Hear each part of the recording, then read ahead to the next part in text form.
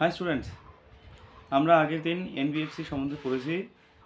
যে স্পেশাল 5 রকমের যে এনবিএফসি হয়, যেগুলো ইম্পর্টেন্ট চাকরির পরীক্ষা হিসেবে, সেগুলো আমরা পড়েছি। আজকে আমাদের আরও বাকি 3 রকমের এনবিএফসি যেগুলো ইম্পর্টেন্ট আছে সেগুলো নিয়ে আমরা পড়ব। আর আমার এই চ্যাপ্টারটা আর ভাল লাগছে না, এর জন্য মানে ভিডিও বানাতে একটু টাইম লাগছে। খুবই বিরক্তিকর চ্যাপ্টার আর কঠিনও আছে। যে কঠিন ইন দ্য সেন্স এমন নয় যে বোঝাই যাচ্ছে না, তা না, কিন্তু খাটনি করতে আমাকে বুঝতে হবে, এটাই কিন্তু কঠিন ব্যাপার। আচ্ছা চলো,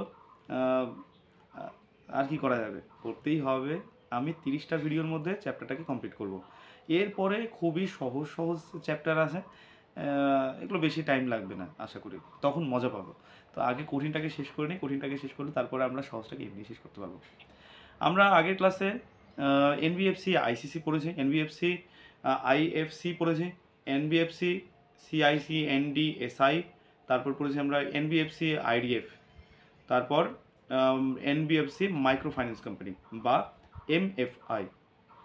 আজকের আমাদের প্রথম টপিকটা হচ্ছে এনবিএফসি ফ্যাক্টর। প্রথমে আমরা বুঝি ফ্যাক্টরিং কী জিনিস।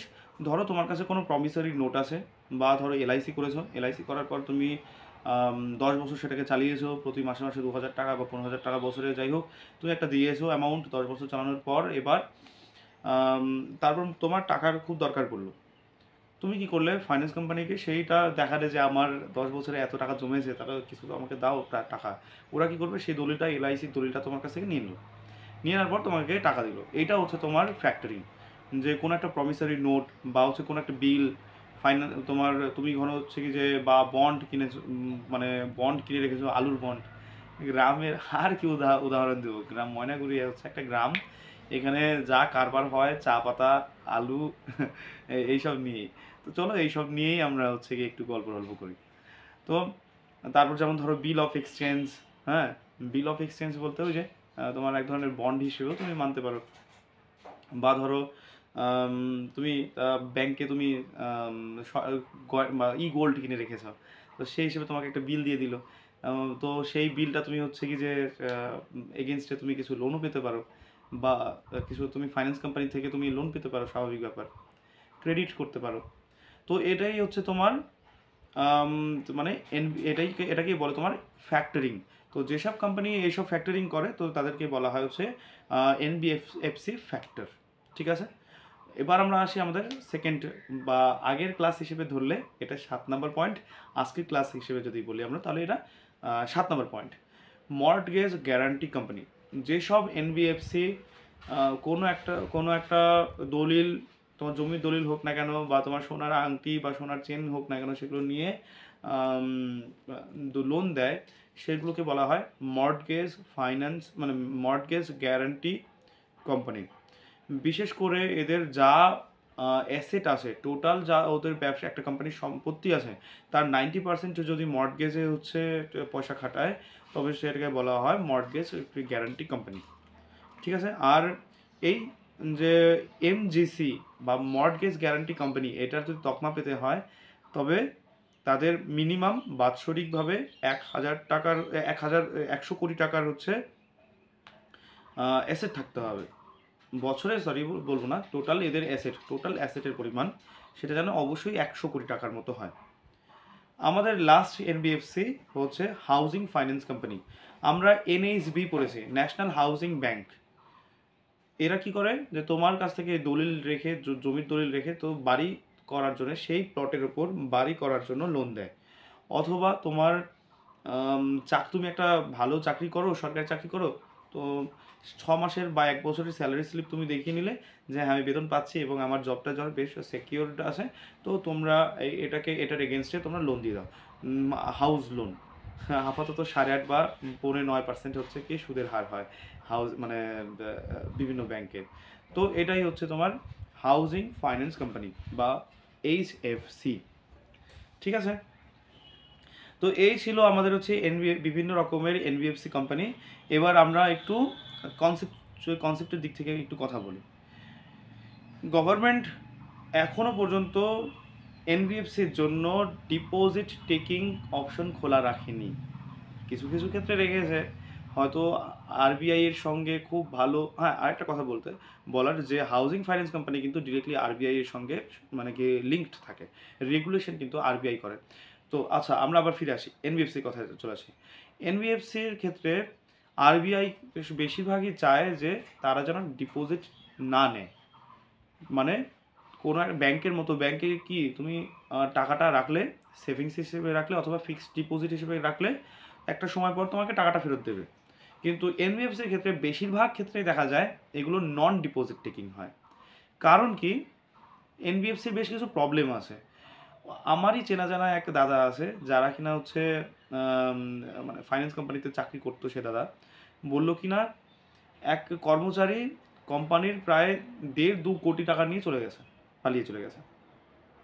তার এগেনস্টে বেশ বড় এফআইআরও করা আছে, থানায় ডায়েরিও করা আছে, কিন্তু পাচ্ছে না। এইভাবে অনেক ফাইন্যান্স কোম্পানি কিন্তু বসে যায়। তো সেইখানে তুমি যদি ধরো ডিপোজিট করে রাখো, ফিক্সড ডিপোজিট বা টাইম ডিপোজিট করে রাখো, তোমার একটা প্রবলেম থেকেই যায় যে সেখান থেকে ফাইন্যান্স কোম্পানির লোকরা টাকা নিয়ে চলে গেল, পালিয়ে চলে গেল। অনেক সময় এমন হয় তোমার ওই টাকাটা, ফিক্সড ডিপোজিটের টাকাটা পাবলিককে দিয়ে দেওয়া হয়, তারা পাবলিকরা পয়সা খাটাবে, খাটানোর পর প্রতি মাসে মাসে সুদ হিসেবে দেওয়ার কথা। এবার এনবিএফসিতে কী হয় যে সেই কোম্পানির লোকরা গ্রাউন্ডে গিয়ে টাকাটা তোলে। আর ব্যাংকে কি হয় যে তুমি যখন টাকাটা দিচ্ছ, মানুষের যখন লোন লাগছে, তখন সেই লোকটা ব্যাংকে গিয়ে লোন নিচ্ছে। কিন্তু এনবিএফসির ক্ষেত্রে তা হয় না। এনবিএফসির ক্ষেত্রে যে মানে লোন নিলেও তো হয়তো ব্যাংকে হয়তো ভিজিট করতেও আসে, তোমার এখানে তোমার ফিল্ডে হয়তো ভিজিট করতে আসে, করার পর ব্যাংক কিন্তু তোমার লোন দেয়। তার মানে তোমাকে যে টাকাটা মাসে মাসে যে সুদটা দিতে হচ্ছে, সুদ আসল দিতে হচ্ছে, সেটা কিন্তু ব্যাংকে গিয়ে দিতে হচ্ছে। কিন্তু এনবিএফসিতে তা নয়। এনবিএফসির কর্মচারীরা ফিল্ডে গিয়ে সেখান থেকে টাকা তুলছে। এবার সেখানে 100, 150, 200, 1000 কাস্টমার থাকতে পারে। সেই 1000 কাস্টমার যদি 10,000 টাকা করে যদি দেয়, তবে তুমি দেখো কত টাকা জমে যাচ্ছে। এইরকম কোনো একটা কর্মচারী 1 মাস ধরে টাকাটাকে তুলে নিয়ে ব্যাংকে মানে কি এনবিএফসিতে না জমা দিয়ে বিরাট একটা অ্যামাউন্ট হলো, কোম্পানিতে জানিয়ে রাখছে যে মানে কি যে গ্রাউন্ড থেকে টাকাটা তোলাই যাচ্ছে না, 1 মাসের টাকাটা তুলে ও চলে গেল, পালিয়ে চলে গেল। তাতে কি তুমিও ক্ষতিগ্রস্ত হবে, তোমার যে ফিক্সড ডিপোজিট করা, টাইম ডিপোজিট করা, সেই টাকাটাও ক্ষতিগ্রস্ত হবে, এনবিএফসি বসে যাবে, আর সঙ্গে সঙ্গে তোমার পয়সাটাও বসে জলে চলে যাবে। এই কারণে, এই এতটা বেশি ঝামেলার কারণে এনবিএফসি নন ডিপোজিট টেকিং হয়। আরবিআই রেগুলেট মানে করার সময় এভাবেই করে যে এনবিএফসি কিন্তু নন ডিপোজিট টেকিং হবে।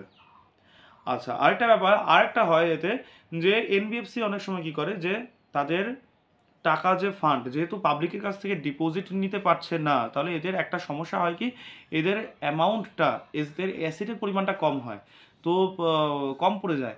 তখন তারা কি করে যে এদের হচ্ছে কি যে মিউচুয়াল ফান্ডে পয়সা লাগিয়ে সেখান থেকে পয়সা বানিয়ে যা সুদ পাচ্ছে সেটাকে হচ্ছে ওরা এনবিএফসিতে খাটায়।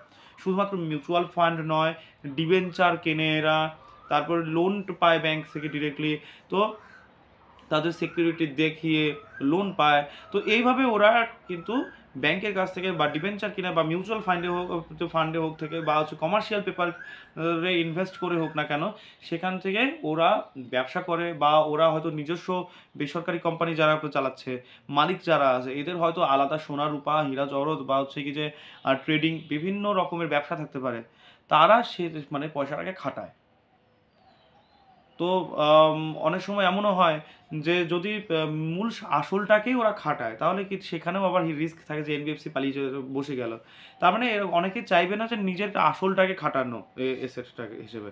ওরা এটা করতে পারে যে আমার টাকাটা পড়েই রইলো, আমি ব্যাংকে খাটাই বা ডিবেঞ্চার কিনি, সেখান থেকে যে সুদ পাচ্ছি সেটাকে আমরা এনবিএফসিতে খাটাই। এইভাবে ওরা হচ্ছে কি ওদের ফাইন্যান্সটাকে বাড়ানোর চেষ্টা করে।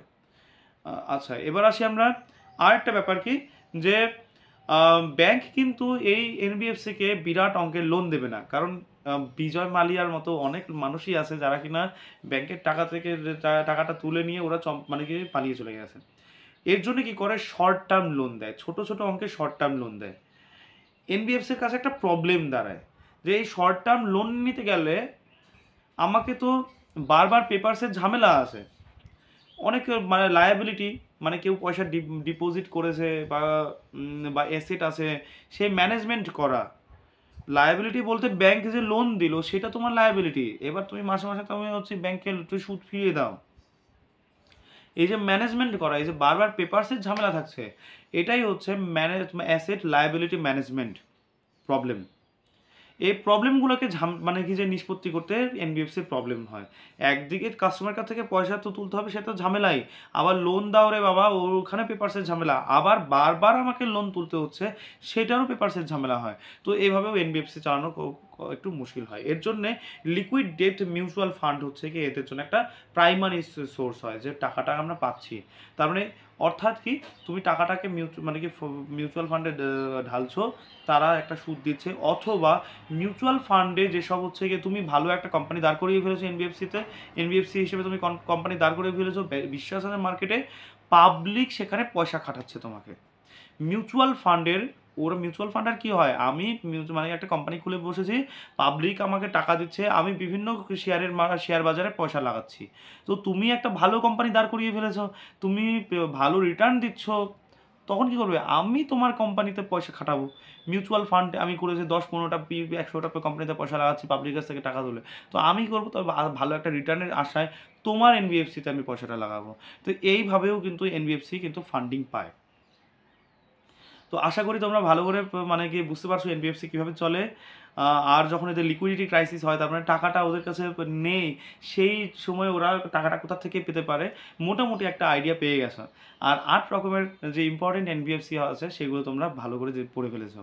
তো আজকে এই পর্যন্ত থাক, আমরা নেক্সট ভিডিওতে আরও এনবিএফসি সম্বন্ধে বা আরও ফার্দার কিছু ভালো টপিক নিয়ে আসার চেষ্টা করব। আজকে এই পর্যন্ত থাক, বাই।